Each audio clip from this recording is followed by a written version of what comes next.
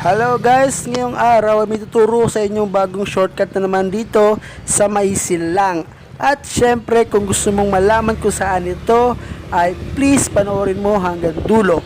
At kung hindi ka pa nakapag-subscribe ay mag-subscribe ka na at please hit notification bell para lang kaka-updated sa aking mga bagong video.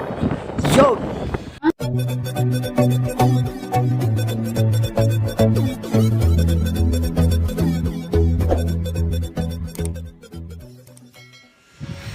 Hello guys, kumusta kayong lahat guys? At syempre itong shortcut na tong ituturo ko sa inyo ay magmumula dito sa may Silang Bayan. So kung mula Silang Bayan guys, ay i-google mo na dyan o i-waze mo papuntang Puting Kahoy.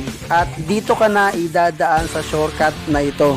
Hindi ka na mahihirapan yan guys kasi matik yan, dyan ka idadaan sa Waze mo or sa map mo. Kaya pag pumunta ka galing sa bayan at i-waze mo na papuntang Puting Kahoy, dito ka na idadaan. Okay?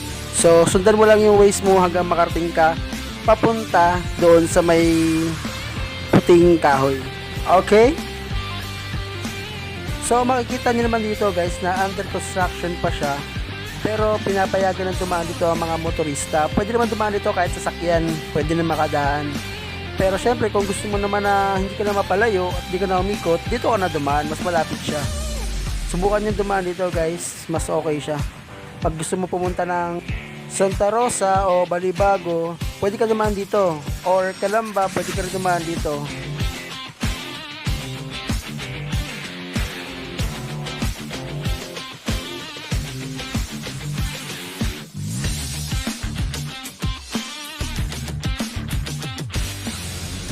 Sa unahan naman ito guys ay sementado na yan dyan hanggang sa pinakadulo. Dyan lang naman yung rough road. Pero yan mula dyan sa kalsadang yan sementado na yan. Kaya hindi ka na mahirapan na baka ayaw mo sa putik-putikan at baka yung motor mo maputikan.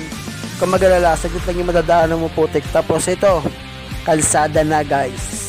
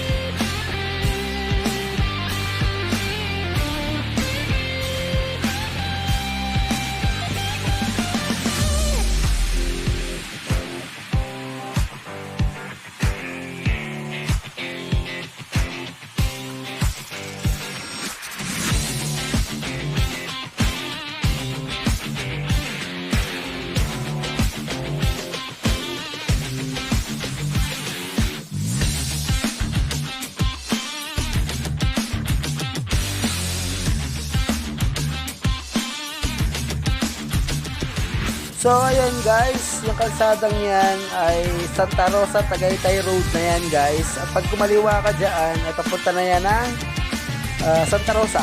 At syempre pag kumanang ka naman, ay pag dire-diretso mo yan, papunta ka na ng Tagaytay. So eto yung mga madadaanan mong lugar.